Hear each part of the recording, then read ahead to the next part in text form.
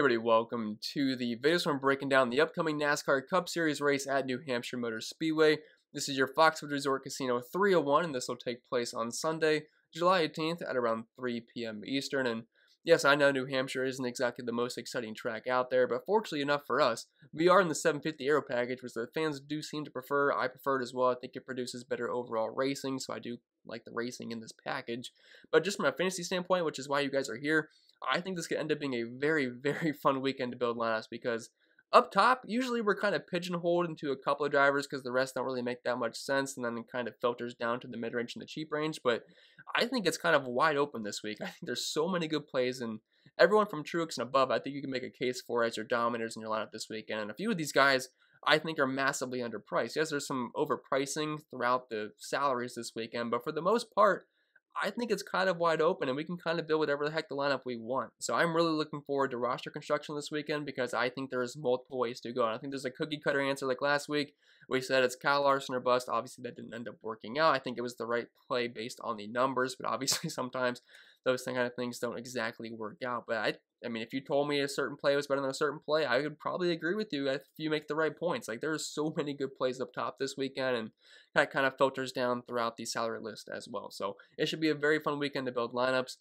Unfortunately for us, after the race this weekend, we are going on a 2-week hiatus for the Olympics. NASCAR is taking a bit of a break, so I will miss you guys when that time comes, but for the time being, we still have the race this weekend. I'm definitely looking forward to breaking it down for you guys because I think I'm going to learn a few things breaking it down as well, right there with you. So we're going to be learning together, but I will miss you guys when the time does come. That just seems a bit too long to not make a NASCAR video, so that's going to kind of suck, but hopefully we can use that as a time to reset, refresh, and all that fun stuff. And if you do find this video helpful in any way possible, make sure you guys leave a like on the video, subscribe to the channel if you haven't already. If you're brand new, it's just a free, easy way to help support the channel, so I do appreciate everyone that does do that. And if you don't follow me over on social media, or follow me using the handles in the bottom corner of your screen.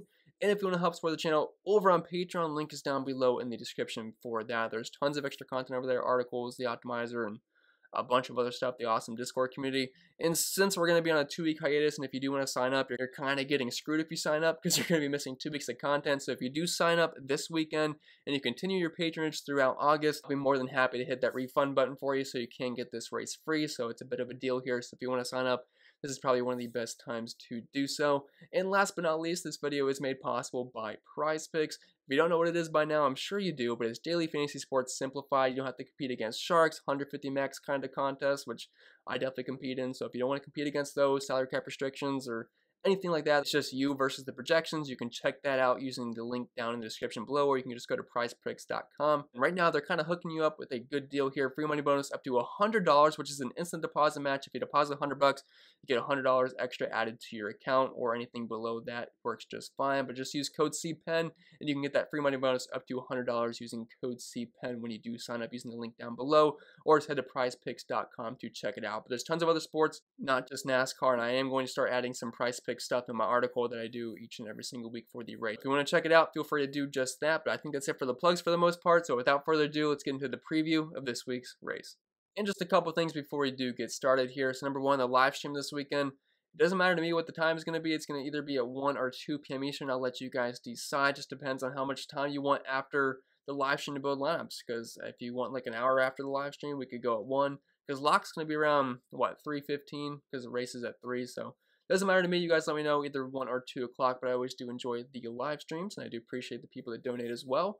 And if you guys want to join the Draftkings contest that I host each and every single week, all you got to do is comment your DK username down below. Just a fun way for me to interact with you guys, see what kind of laps you're building, and compete against you guys for money and shout-outs, which I do want to shout out the winners like I do each and every single week, which I'll put on the screen right about now. And coming home in first place, taking the gold around $137, we had Old Gopher here, 272 points, which he kind of killed the field here because the next highest score was 254 with Natalie SCV taking home the silver and close to $100.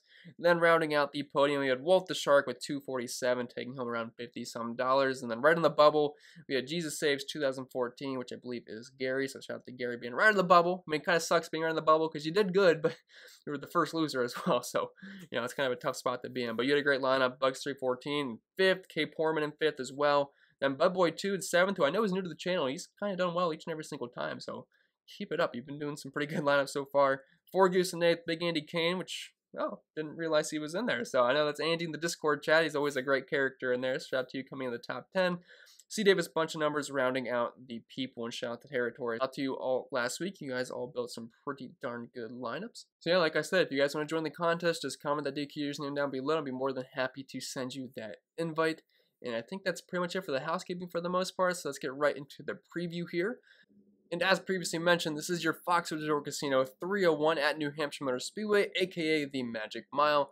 There's your outline of the track. Nothing too special there, just kind of a short, flat track for the most part. Most comparable to Richmond and Phoenix. You could also throw in Nashville, but it's a relatively new track. And if you want to stretch it to all the 750 Aero Package tracks that are small and not road courses, because I'm not going to add those, you could throw in Dover and Darlington and Martinsville into the mix.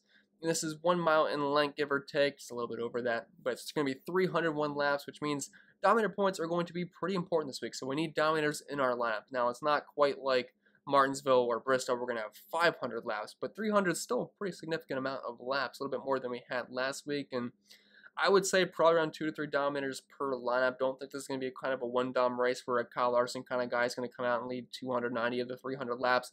Can't really see that happening. Now, while it is possible, usually things happen throughout the race where I don't think that's going to happen. Although in the past, at a short flat track like a Martinsville or something, we've seen cases where a guy like Truex or Keslowski will lead like 450 of the 500 laps, but I would be kind of shocked if that happens this weekend. And if it does happen, hopefully it's the guy I have the most of.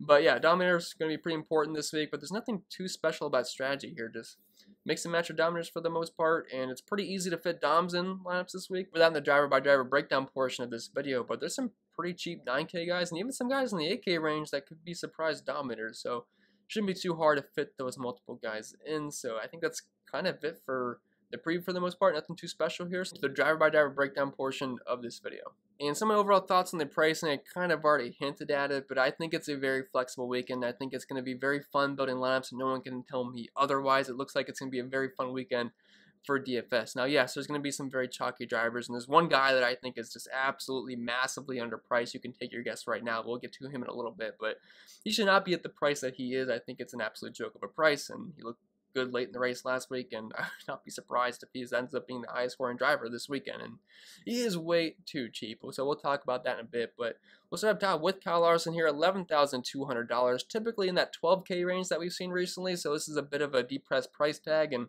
probably because of what happened last week. Now, while Kyle Larson was not as bad as his finishing position indicated, he definitely wasn't the top-notch overall absolute dominant driver that I expected heading into that race. Like, I thought Kyle Larson would put on a clinic. All the numbers backed it up. 550 package, he has been the man. He crushed Atlanta earlier in the season.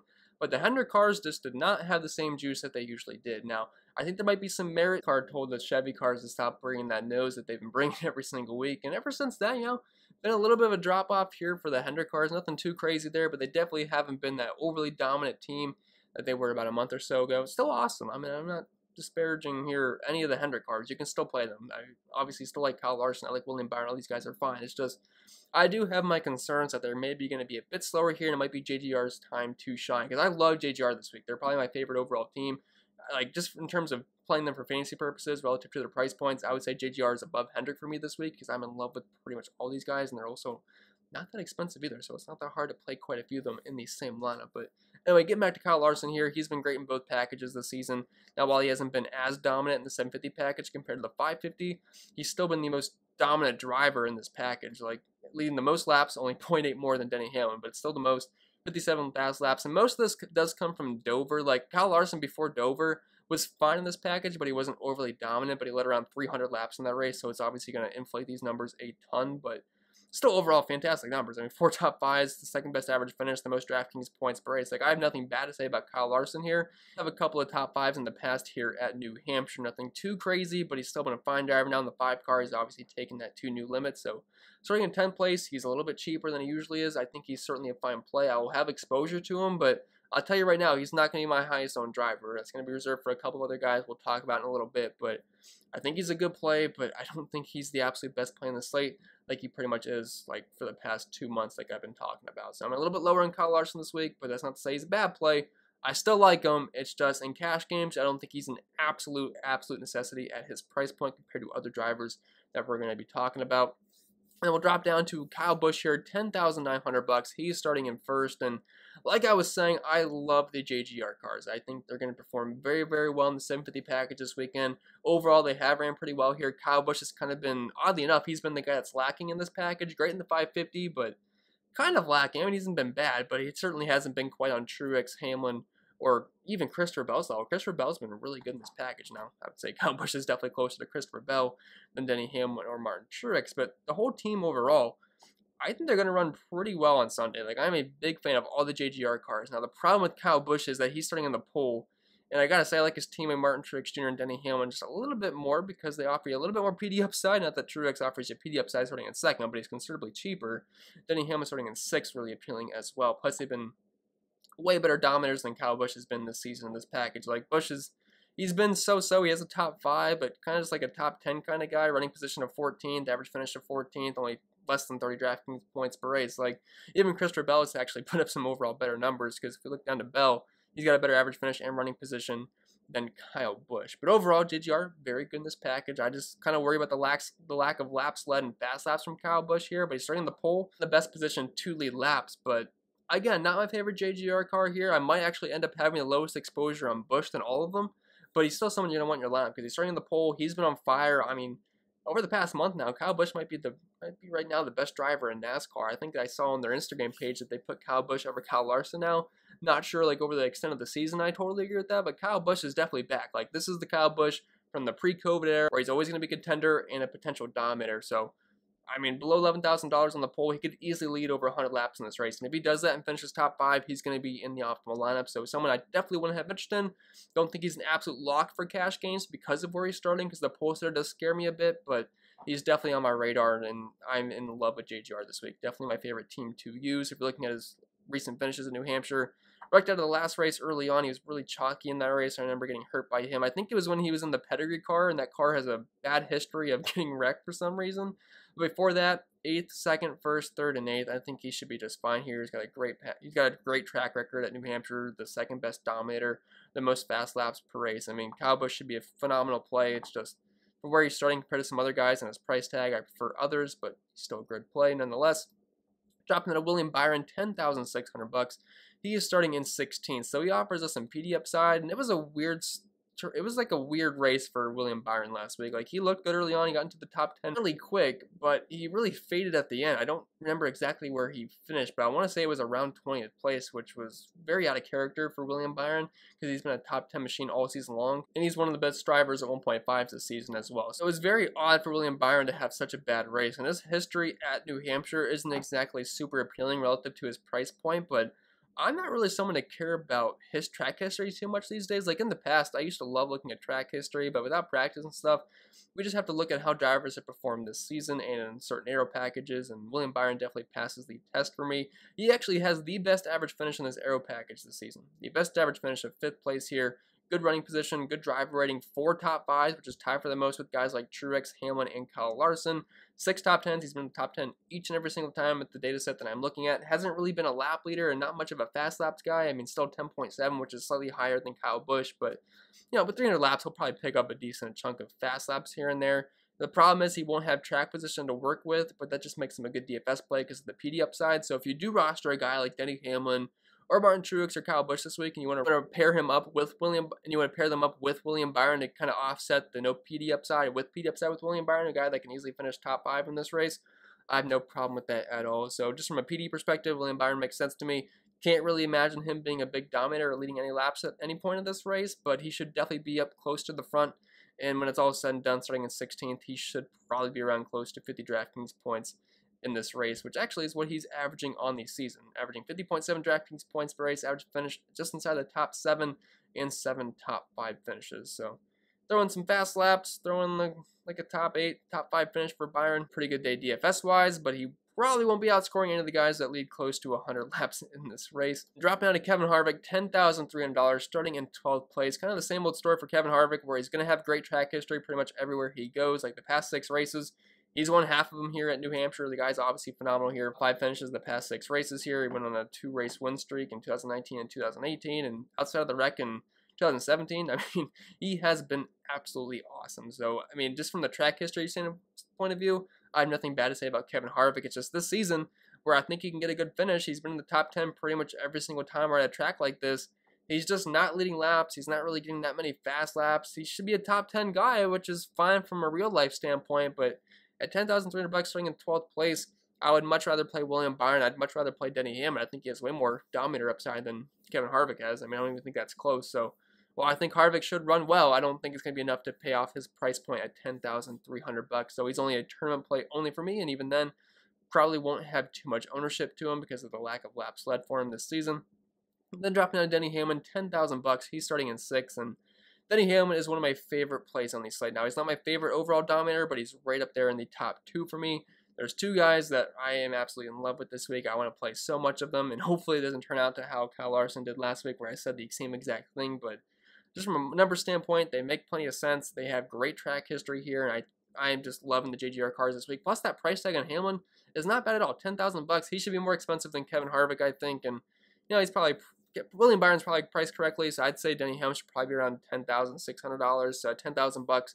I do think we are getting a decent value here. He's been the 3rd best lap leader here, 3rd in fast laps, and looking at his recent finishes at New Hampshire, he's finished 2nd the past 2 races, and looking at his numbers this season, this aero package, he has been phenomenal. The best driver rating, tied for the most top 5s. 2nd in lap sledding is only 0.8 off of Kyle Larson. If you remove that race at Dover, I mean, he'd easily be in 1st place here. And this is a short flat track, so I'm not even really throwing too much in consideration to Dover. But I mean, Denny Hamlin's been awesome at the short flat tracks and for years now. At close to 40 laps led per race, the best running position of 4.5. I mean, I love Denny Hamlin in this race. I would be very shocked if he doesn't lead laps at some point. So if you want to play him in cash games, I would have no issue with that whatsoever. He's one of my favorite guys as like maybe a 2nd or even your 1st dominator. I'd have no problem with that. So love Denny Hamlin, even though there's not a ton of PD upside there, which is kind of why his price is reduced a bit. Then dropping down to the 9K range, we have Chase Elliott, $9,800. He is starting in 3rd place, and I got to be honest, I'm not a big fan of Chase Elliott in this race. He doesn't have exactly the greatest history at New Hampshire, which is not something I care about too much. Like I said, not a huge fan of using track history anymore, but I'm just not loving Chase Elliott. Like, compared to guys like Truex, compared to Denny Hamlin, Kyle Busch, I can't see him leading laps over those few drivers. And even then, Kyle Larson, I'd say, is more likely to laps than Chase Elliott in this race. Maybe William Byron once he gets up there. So, not a big fan of Chase Elliott. Like, he's been fine in this package. He's got a few top 5s, but only 2.2 laps led per race. Yeah, he'll probably get some fast laps here and there. He's got a good average finish, good running position, good driver rating. But starting in 3rd place, I prefer Logano. I'm not sure I'd prefer Keslowski. We'll talk about that in a second. He hasn't exactly been the greatest in the 750 package this season, but for where he's starting, that could kind of offset it a little bit. And if you're looking to the 2020 numbers, Keslowski is one of the best drivers in this package. So it's going to be kind of close there, but there is a, $500 price difference, which, could kind of make you decide to go either way here. But Chase Elliott, I mean, he's a fine tournament play just to try to pivot off of the really chalky Kyle Busch, Denny Hamlin, Martin Truex kind of guys. Even Joey Logano, but I'm not a huge fan of Elliott here. But I will probably sprinkle in a little bit of exposure, but would not go there in cash games. Dropping on Joey Logano, $9,500. He's starting in 15th. I think he's a phenomenal play here. You get PD upside, you get potential dominator upside. He's pretty much finished inside the top 5 of these short flat tracks since 2020. Like, he has not had a bad race at a short flat track, and feels like forever for the most part. And look at his numbers this season in this specific aero package, not exactly just short flat tracks. Average finish of 6.5, running position of 6.2, which is 2nd best only behind Hamlin. 3 top 5s. He's been a lap leader, which was at Phoenix. He's been a fast lap guy. I love Joey Logano here. He's underpriced at $9,500. He should be priced above Kevin Harvick. He should be very close to William Byron. I think Logano is one of the best plays on the entire slate up top. And you could easily pair him with the guy starting closer to the front to get some PD upside. So I think he makes plenty of sense paired with a guy like Kyle Busch, Denny Hamlin, or Martin Truex Jr., or even just with a couple of those guys. Then dropping down to his teammate, Brad Keselowski, $9,300. He's great at New Hampshire. He's been a dominator here before. He's the most recent winner at New Hampshire. He's got a few top 5s, big lap leader kind of guy. And overall has been pretty good. That 32nd place finish in 2018 is going to skew his numbers a little bit, but don't be mistaken. Keselowski at short flat tracks is typically pretty money for the most part. Now, so far this season, he has struggled in this air package. He's been way better in the 550, so it's kind of flip-flopped this year. But starting at 11th at that price point, I think it makes him in play. But I'm going to be honest, I don't prefer him over Logano. I don't prefer him over Truex. With Elliott, it's very close between the two. I think Elliott's probably going to grab the better finish, but for where Keselowski is starting, if he can find some of that speed that he had last season in this aero package and at short flat tracks, I think he'll be just fine. So if he surprises us, which Keselowski, he seems to, when everyone kind of doubts him, he seems to just kind of come out of nowhere and surprise us and have a good fantasy day, which I would not be surprised if we see that out of him this weekend. So he is firmly in play for me, but I'm not going to have a huge chunk of ownership on him, but I would not fade Keslowski at that price point. And then dropping down to Martin Truex Jr., $9,100 starting in second. He's the guy I've been hinting at. He is my favorite play on the slate. I don't understand the price tag here. Yes, I know he's starting right beside his teammate Kyle Busch, and they're both in the front row. No, it's not the easiest path to dominating with Kyle Busch on the pole right beside him, but Truex has been the man of this package this season, and he showed some speed last week. I think that team's finally coming back to form. They were pretty much the hottest team in NASCAR to start the season, then they kind of fell off a cliff starting with the Dover race. But they've been kind of creeping back up. They looked good late in the race last weekend, and he is awesome at New Hampshire. Like, the guy is phenomenal. He's got the most laps led, second in fast laps. He's got 4 top 5s here the past 6 races, the best average finish, the best running position, the best driver rating. Now, if we look at this specific package this season, Truex has the wins, 4 top 5s. He's second in points scored, tied with Denny Hamlin, only behind Kyle Larson. Second in laps led, second in fast laps. I mean, I love Truex here. Yes, I know it doesn't look great if you want to roster the guys starting first and second, but Kyle Busch and Truex could easily be the highest scoring drivers on the slate. But just overall, Martin Truex Jr. is the guy you're starting most of your lineups with. At least that's what I'm going to do because of that price point. Like, it makes no sense to me. $9,100 for Truex. That's kind of a joke of a price for the most part. Like, him and Elliott should easily be flip-flopped, and Truex should really be close to like mid-10K range if we're being honest. So I'm loving Truex here. $9,100, kind of a joke of a price. I would expect him to be very close to being the highest owned driver on the slate, if not the highest owned. I mean, he can get some serious ownership at that price point. Like, that's the absolute first thing that stood out to me when I was looking at the pricing, and I'm sure most people will think the same way. So I'm right there with you. Absolutely loving Truex this week. I feel like a massively underpriced potential dominator this weekend. So give me all the Truex I can handle. Play him in cash games, play him in tournaments, whatever you want to do.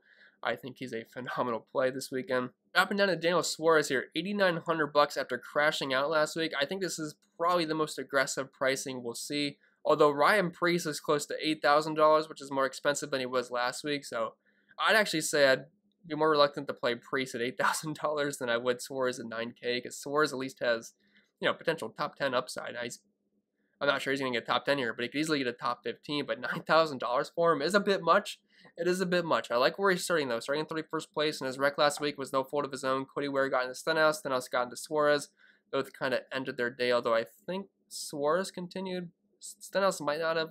I think they both got there at some point, but I feel like Stenhouse had to go back in. But Suarez toughed it out, ran most of the race, and I don't know. I think he's an interesting PD play. I mean, in this package, he hasn't been as good as the 550. Average finish of 18th, average running position of around 20th place. Drive rating, nothing too spectacular here. 2 top 10s, 3 top 20s. I mean, it's fine. Can't expect him to be a lap leader. He might get a couple of fast laps, but nothing I'd really expect to happen. But he's an okay play. He's just way overpriced. Like, I don't know, Ryan Blaney, I mean, he at least has some dominator upside. He's been good at short flat tracks as of all the Penske cars for the most part the past couple of seasons. He's $8,700. Kurt Busch won the race last week out of nowhere. I mean, I know he's been good at Atlanta, but he's not been that good.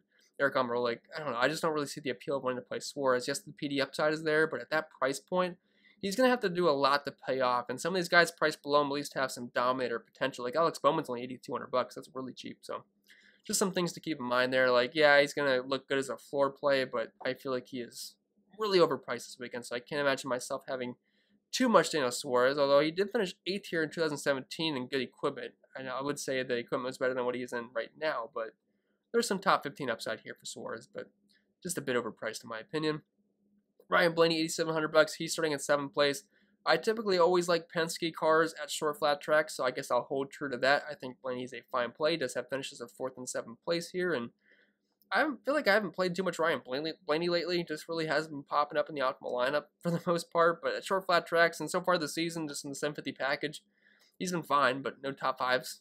I mean, running position of 12.5 is good. Drive rating of 90, it's fine, but it's, I don't know, starting in 7th place, I wish he was starting a little bit further back. Like, he's got, minor potential to dominate, could get some fast laps in, running around the top 8 all day. He's got track position to work with. It could work out, but I'm not going to be super high on him, but I'd say the ceiling is higher for Blaney than it is Daniel Suarez. So in tournaments, I'd say Blaney. In cash games, I wouldn't play Suarez in cash games, but if you had to decide between those two, like, let's say you have $9,000 left, I would side with Suarez over Blaney in cash games, but I just feel like the upside's a little bit higher with Ryan Blaney if you happen to get up front. Kurt Busch, $8,500. He's starting in 4th place. Yes, I know he won last week. He does have a top 5 here, which was back in 2017, so I mean, it's dating way back. And so far this season, as package, Kurt Busch hasn't exactly been very good. No top 5s and only one top 10 finish.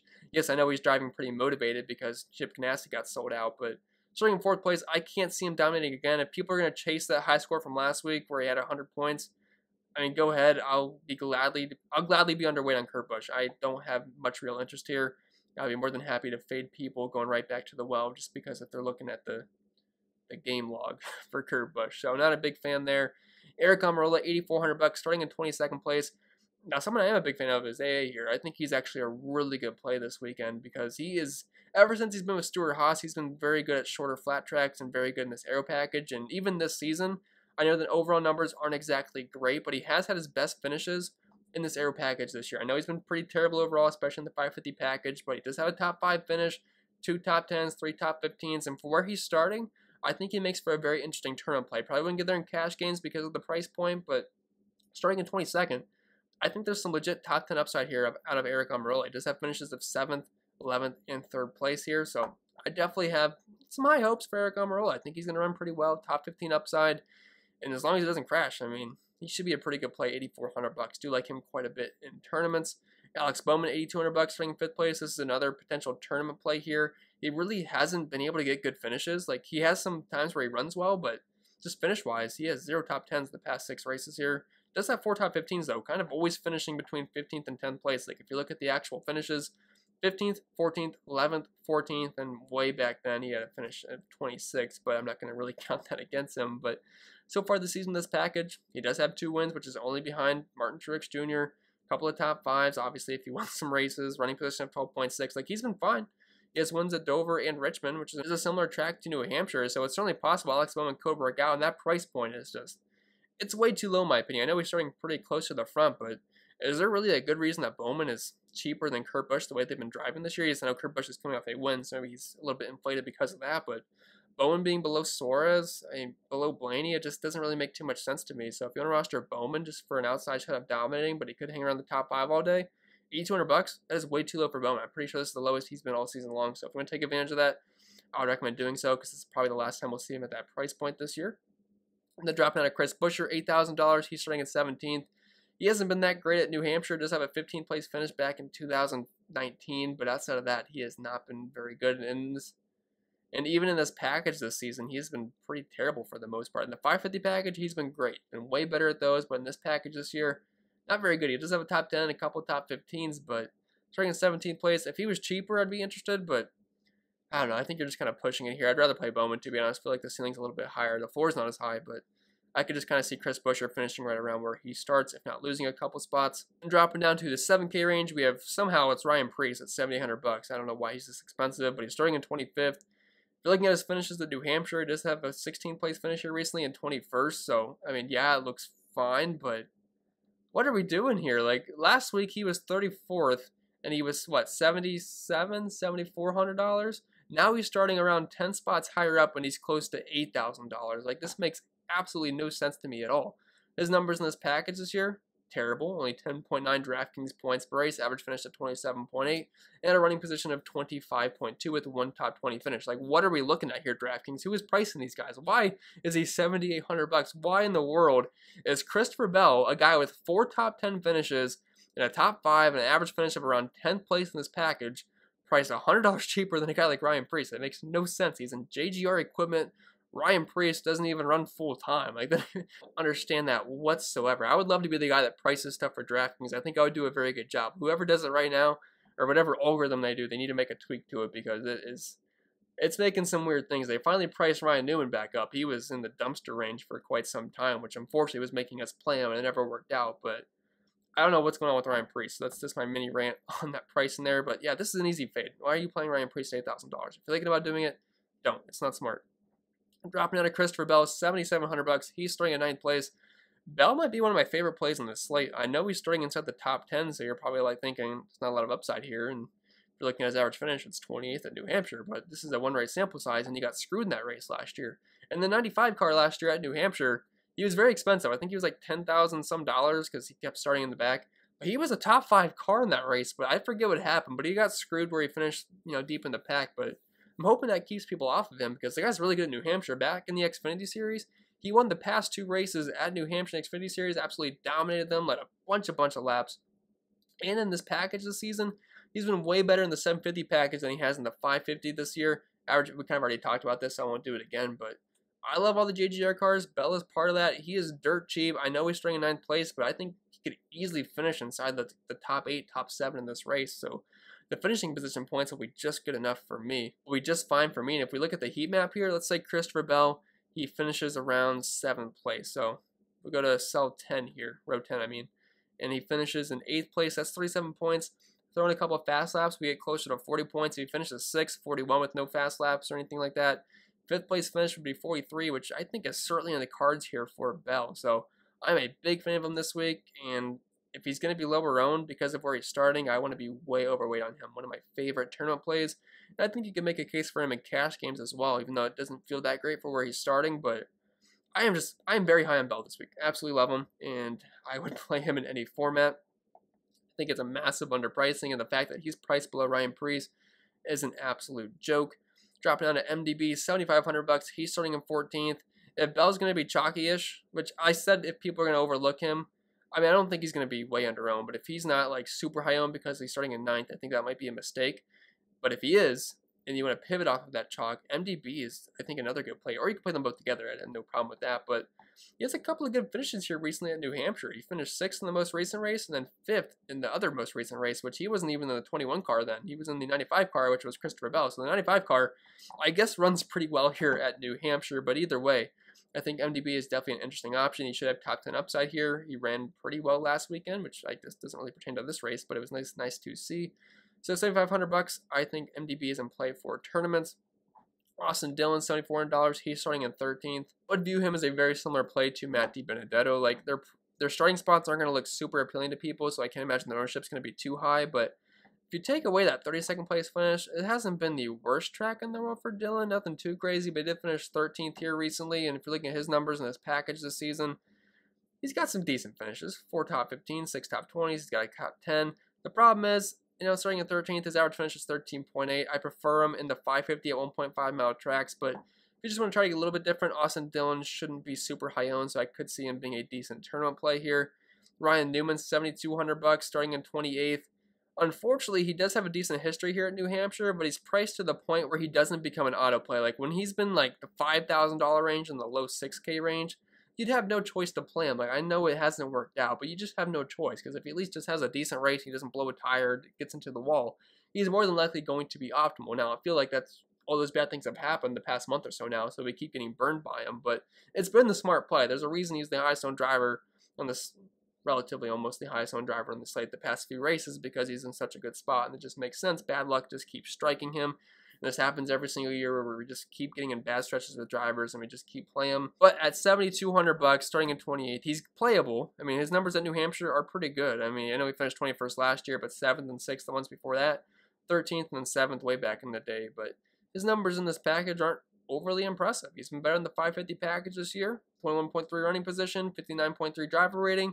If you don't want to play Ryan Newman this week, I think you can get away with it. I would much rather play Ricky Stenhouse. I'd probably rather play Ross Chastain, as well as a little bit cheaper. So you don't have to play Newman, which feels really good to say, because I feel like I've been saying all in Newman the past couple of weeks and it has not worked out, and I felt gross saying it. So if you want to skip your vanilla ice cream treat this weekend, I have no problem with that whatsoever. I think we can finally break free of the trap that is Ryan Newman. Not to say I won't play him, but I won't have as much of Ryan Newman as I will Stenhouse or guys like Chastain, more than likely.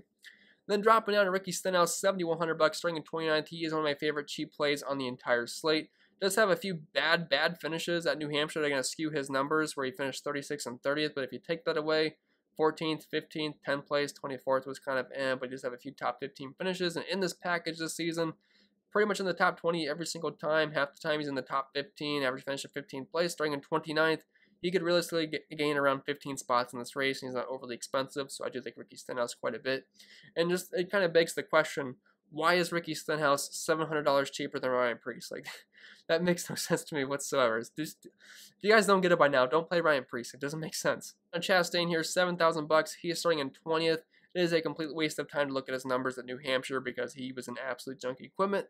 So if we're just looking at his numbers in this package this season, I mean, it's pretty good, especially for a guy that's only $7,000. Average finish inside the top 15, running position around 16th place, 6 top 20s, 4 top 15s. He has a top 5, a top 10, obviously, if he has a top 5. So, yeah, starting in 20th place, he doesn't have quite the PD of guys like Stenhouse or Newman, but maybe that'll keep his ownership down a little bit. But I'm a big fan of Ross Chastain here. I think he could easily sneak inside the top 15. And those Chip Ganassi guys, they're driving for rides next year, so he should be a little bit aggressive. Well, that could work in the opposite way if it all goes well. I think Chastain definitely has some sneaky top 10 upside here, so I'll definitely be in on Ross Chastain at that pretty low price point. Think he should be a bit more expensive, and he should definitely be more expensive than Ryan Preece. Down to the 6K range, we have Tyler Reddick, who actually rode up as one of my favorite tournament plays last week.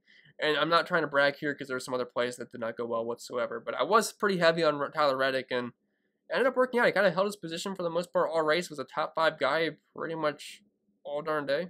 Starting in 8th place here, $6,800. I could see him doing something similar once again. Now, he only has one race at New Hampshire in the Cup Series where he finished in 10th place, but his numbers in the 750 package this year, he has a couple of top 10s, a couple of top 15s. I prefer him in the 550, but I definitely think Tyler Reddick with that track position could be a top 10 guy all day, and he's only $6,800. He's even cheaper than he was last week, which I thought it was really cheap last week. So at this price point, starting in 8th, which is what, one spot further back, I think we can still play Tyler Reddick, because even if he does lose a spot or two, that's not that bad at this price point. So I'm back in on Tyler Reddick. I think he's a very good turn-up play. People are going to be playing Chastain. They're going to be playing Newman. They're going to be playing Stenhouse, so they might skip over Reddick, but I think he is a pretty darn good turn-up play here. Erik Jones, $6,700, starting in 24th.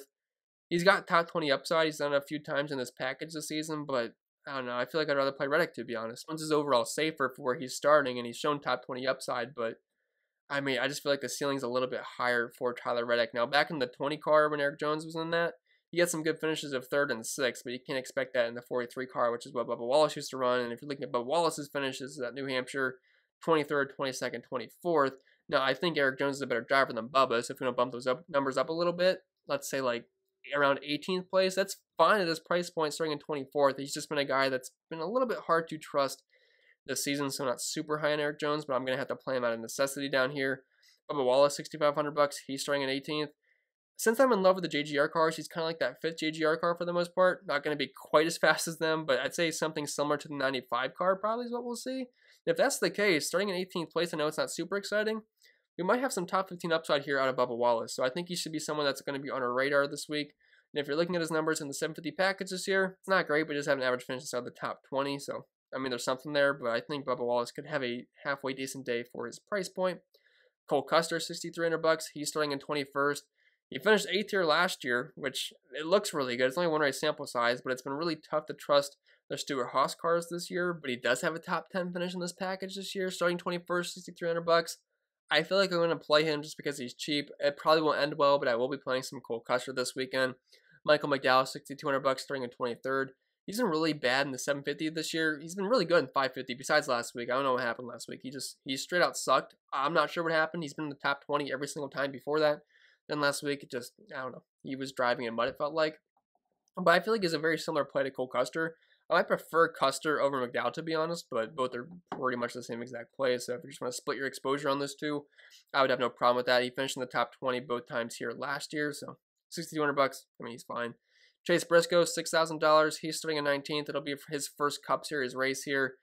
His numbers in the season, this package, he has one top 20 finish, so I wouldn't expect much here. I like the price point. Starting in 19th, he could maybe gain a spot or two, so if you want to just throw him in, try to mix him up with Cole Custer, Michael McDowell, but Wallace, you can do that. Like, I have, besides Tyler Reddick, I'm not overly confident in any of these 6K guys. Like, they're going to be fighting for a top 18 for the most part, so it's going to be very hard to get on board with any of them besides Tyler Reddick, but I do like some of their price points. And then after Briscoe, the 5K range, the only playable guys I would say are Anthony Alfredo and Corey LaJoie. Cody Ware, unplayable. James Davison. You could maybe play James Davison. He did finish 30th here before, which starting 37th, it could work out at $5,400. And so far this season, this package, he actually does have an average finish of 30.4. So maybe besides James Davison, I would say screw the rest of the scrubs. I'd see no reason why you want to play them. But Anthony Alfredo, Corey LaJoie, they're there if you need them, just if you need to go a little bit cheaper than the 6K guys, but for where they're starting, they're kind of maxed out to their potential for the most part. LaJoie did finish 23rd here back in 2019, but I'm not a big fan of LaJoie. I mean, starting 26 a bit high for me. Like, if LaJoie finished 26 in this race, I'd be happy with him. I'd say that's a good race for LaJoie, but since he's starting in 26, it kind of makes him hard to play. He's going to be fighting for a top 25 all day. Same goes for Anthony Alfredo, although he does offer you just a little bit more PD upside than guys like Chase Briscoe, Michael McDowell, Cole Custer, and Bubba Wallace. That being said, guys, I think that'll be it for the video, so I hope it was helpful, and if it was, make sure you leave a like. If you made it all the way through, please let me know down in the comments below. If you haven't yet done so, make sure you hit that subscribe button. Just a free and easy way to help show your support to the channel. If you want to follow me over on social media, I'm at Chris Pennell 16 on Twitter and cpen16 over on IG. And if you want to help support the channel over on Patreon and get this race free, as long as you continue your patronage through August and you do sign up, I can refund you this week's race because we're going on a couple-week hiatus. So if you want to sign up, this is probably one of the best times to do so. You get access to the projections, the optimizer, ownership projections, rankings, cheat sheets, data sheets, the Discord community, all that fun stuff. Just look down in the link below for the orange button. And don't forget, this video was sponsored by Prize Picks. Check them out if you haven't already. You can find them in the link down below, and you can use code CPEN to get a free money bonus up to $100. Instant deposit match. If you deposit $100, you get $100 right back. If you deposit $50, same thing goes, just up to $100. So check it out. Use code CPEN if you do so. You can find them in the link down below in the description, or you can just go to prizepicks.com to check them out and use code CPEN to tell them I sent you. But I think that'll be pretty much it for the video, guys. So I'll see you guys and gals on the live stream on Sunday at either 1 or 2 p.m. Eastern. You guys can let me know. And if you want to join the Draftkings contest, just comment that DK username down below. I'll be more than happy to send you that invite. But with that being said, I will get out of here.